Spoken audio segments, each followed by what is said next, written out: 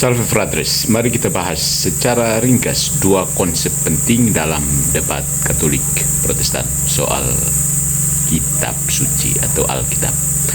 Vamonos, yang pertama itu material sufisiensi versus formal sufisiensi, kecukupan material dan kecukupan formal. Nah, material sufisiensi atau kecukupan material ini posisi Katolik.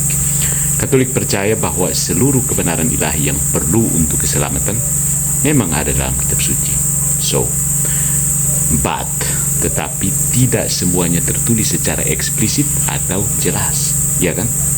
Nah, karena itu diperlukan tradisi suci dan magisterium, yaitu wewenang mengajar gereja untuk menafsirkan dan menjaganya dengan benar. Ya.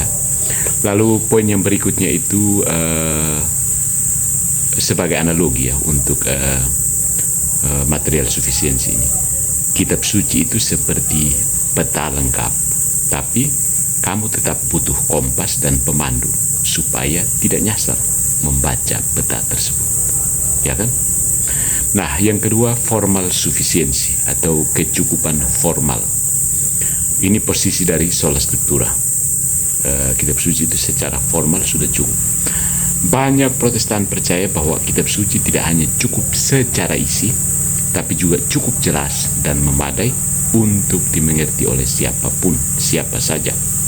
Ya, artinya siapapun bisa baca dan paham, mengerti Alkitab itu tanpa perlu otoritas gereja atau tradisi. Ya, akan tetapi, ya masalahnya adalah bahwa dalam praktek ribuan denominasi muncul karena perbedaan tafsir. Ironis, memang, iya ironis. Ya, kalau kitab suci cukup jelas, kenapa tafsirnya baku naik sembarang? Coba komen. Ya. Nah, ini ada contoh praktis kenyataan di gereja Protestan. Ini fakta ya, bukan hoax, bukan fitnah. Walaupun mengklaim sola scriptura, sebagaimana kita ketahui, banyak gereja Protestan itu dicirikan seperti ini.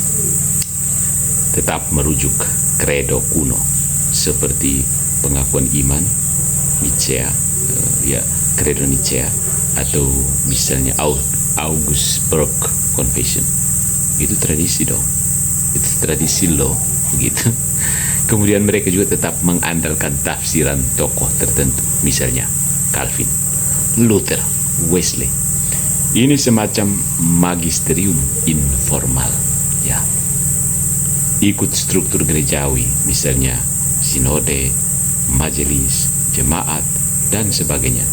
Kalau benar-benar sola scriptura dan tiap orang bisa menafsir sendiri, struktur ini kan seharusnya tidak merupakan, tidak perlukan.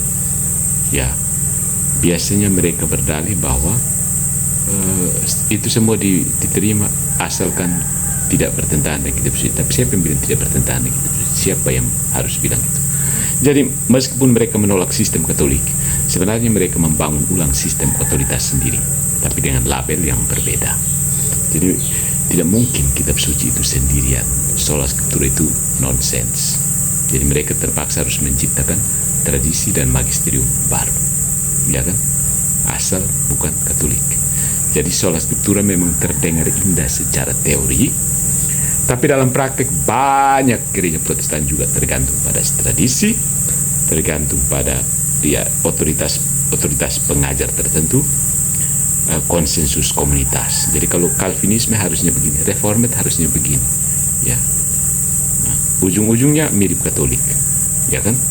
Hanya saja Katolik terang-terangan mengakuinya bahwa kitab suci saja tidak akan sampai pada kebenaran. Sedangkan Protestan seringkali menyangkalnya sambil melakukannya. Kenapa ya? Inkonsisten atau ironis. Kamu menyangkal tradisi dan otoritas, tapi sambil melakukan tradisi dan otoritas. Contoh jelasnya dia tinggal sola scriptura tapi tiap hari berkuar-kuar. Memangnya kau scriptura kah?